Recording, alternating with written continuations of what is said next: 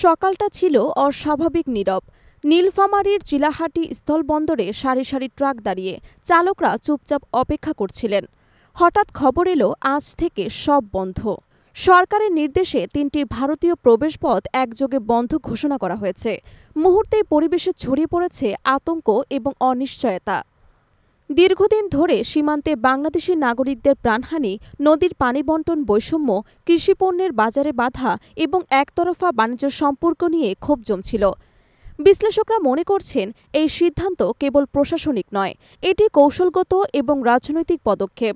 গত ২৮ আগস্ট প্রধানমন্ত্রী নয়, বরং উপদেষ্টা পরিষদ কার্যালয়ে অনুষ্ঠিত জরুরি বৈঠকে প্রফেসর মুহাম্মদ ইউনূস নেতৃত্ব দেন। বৈঠকে চিলাহাটি, দৌলতগঞ্জ এবং তেগামুখ স্থলবন্দর সম্পূর্ণভাবে বন্ধ ঘোষণা করা হয়। পাশাপাশি হবিগঞ্জের বালা স্থলবন্দর সাময়িকভাবে স্থগিত থাকে।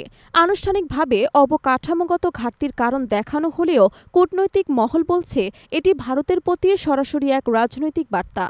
ভারতের উত্তর পূর্বাঞ্চল, বিশেষ করে ত্রিপুরা এবং মিজোরাম এই বন্দরগুলোর ওপর ব্যাপকভাবে নির্ভরশীল। নতুন সিদ্ধান্তের ফলে তাদের পণ্য পরিবহনে অতিরিক্ত ১২০০ কিলোমিটার ঘুরপথে যেতে হচ্ছে, যা খরচ প্রায় ৬ গুণ বাড়িয়ে দিয়েছে। তবে অর্থনৈতিক ক্ষতির চেয়ে বড় আঘাত হয়েছে ভারতের রাজনৈতিক মর্যাদায়। বিশ্লেষকদের মতে ২০০৯ থেকে ২০২৪ পর্যন্ত শেখ হাসিনার শাসনামল ছিল ভারতের পরম আশীর্বাদপুষ্ট।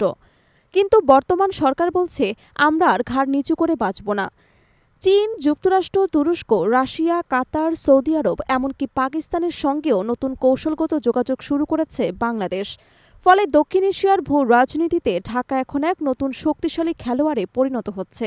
এদিকে ভারতের প্রধানমন্ত্রী নরেন্দ্র মোদী এ বিষয়ে এখনও প্রকাশ্যে কোনো মন্তব্য করেননি। তবে দিল্লির কূটনৈতিক মহলে উদ্বেগ বাড়ছে।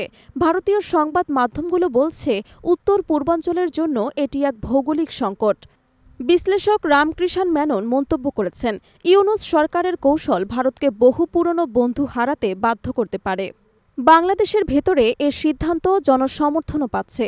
দীর্ঘদিনের বিনিময়হীন আত্মত্যাগের প্রতিক্রিয়ায় অনেকেই এটিকে জনগণের রোষের প্রতিচ্ছবি বলে মনে করছেন। রাজপথে স্লোগান উঠছে, দেশ আগে, সম্পর্ক পরে। তবে প্রশ্ন রয়ে যায়, আরও স্থলবন্দর বন্ধ হলে কি তা সামরিক উত্তেজনায় রূপ নেবে?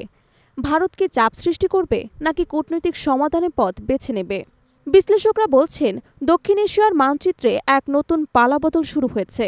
বাংলাদেশের এই পদক্ষেপ শুধু সীমান্ত নীতি নয়, ভবিষ্যৎ ভূ রাজনৈতিক অবস্থানকেও পাল্টে দিতে পারে।